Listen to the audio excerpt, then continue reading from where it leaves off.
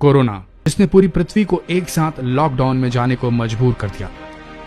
और शायद अब ये बीमारी हमेशा हमेशा के लिए मानव जाति से लगातार युद्ध करती रहेगी, तब तक जब तक हम मानवों का अस्तित्व इस पृथ्वी से खत्म न हो जाए। हो सकता है इस बीमारी की भी कोई वैक्सीन न बन पाए, जैसे एड्स की नहीं बन सकी। तो क्या ये मानव जाति के अंत की शुरुआत है?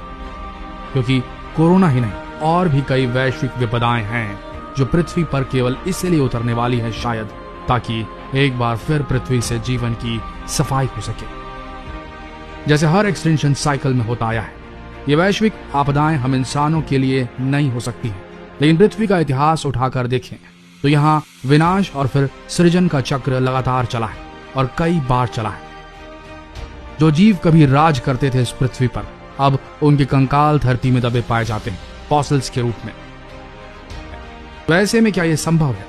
ये शुरुआत है मानव जाति के अंत की।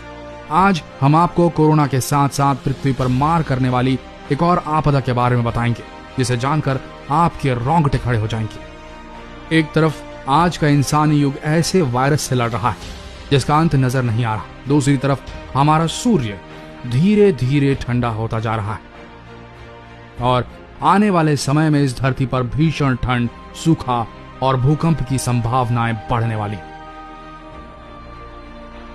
और ये सब होने जा रहा है सोलर मिनिमम के कारण। आखिर क्या है ये सोलर मिनिमम? आपको बता दें, ये सोलर मिनिमम एक ऐसी प्रक्रिया है जिसमें सूर्य धीरे धीरे ठंडा होने लगता है, और साथ ही उसकी ग्रेविटेशनल फोर्स यानी कि उसकी चुंबकीय ताकत भी कम होने लगती है, और आखिर में यह सूर्य इतना ठंडा हो जाता है कि धरती पर हिमयुग की शुरुआत होने लगती है, यानी कि धरती से गर्मी का अस्तित्व खत्म होता चला जाता है। आपको बता दें, यह कोई सामान्य प्राकृतिक आपदा नहीं, बल्कि पृथ्वी का वातावरण पूरी तरह से बदल रहा है।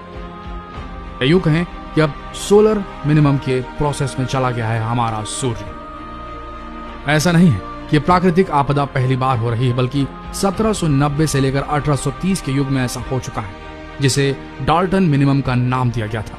उस समय यूरोप में महीनों तक सूरज दिखाई नहीं पड़ा था, जिसकी वजह से यूरोप के लोगों ने भूकंप, भुखमरी और अकाल का सामना किया था। लेकिन सवाल ये उठता है कि सोलर मिनिमम कब होने वाला है? तो आपको बता दें कि ये प्रक्रिया शुरू हो चुकी है। आप लोगों ने कुछ समय से ये नोटिस किया होगा कि कोरोना के बाद से इस धरती पर लगातार मुसीबतें आती जा रही हैं, जैसे कि तूफान, बेमौसम बारिश और बर्फबारी। और बेमौसम बारिश की वजह से लाखों करोड़ों टिड्डे पैदा हो चुके हैं, जिन्होंने लाखों टन अनाज सफा चट कर दिया है। और 1790 से 1820 की घटना फिर से दोहराने वाली है। और इसका सबूत यह है कि पिछले कुछ समय से पृथ्वीवासी क्लाइमेट चेंज को महसूस कर रहे हैं। नासा के अनुसार हर 11 वर्ष के बाद सूर्य ठंडा होने लगता है, लेकिन इस बार की कंडीशन नासा के हिसाब से 1820 के उस युग से कर रही है कंपेयर, जब हिमयुग की शुरुआत जैसा कुछ हो गया था। आज एक तरफ जब मनुष्य कोरोना से लड़ रहा है, तूफानों से लड़ रहा है, टिड्डों से परेशान है, वहीं अगर इस हिमयुग की शुरुआत होती है तो यह मनुष्य के लिए बड़ा घातक सिद्ध होने वाला है। चिंता करने वाली बात यह है कि अगर फिर से हिमयुग आता है तो क्या हो सकता है? सीधी सी बात है, जब सूर्य ठंडा होने लगेगा तब पृथ्वी का तापमान भी गिरेगा, जिसकी वजह से कई जगहों पर बर्फ जम सकती है, कई जगहों पर तूफान आ सकते हैं, फसलें खराब हो सकती हैं, धरती पर बिजली गिर सकती है, और यहां तक कि कई इलाकों में सुनामी भी आ सकती है।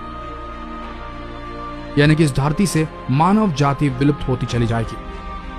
कहने का तात्पर्य यह है कि पृथ्वीवासी एक साथ तूफान, बर्फबारी और इन सभी विपदाओं का सामना करने के लिए तैयार रहे, क्योंकि इसकी शुरुआत हो चुकी है।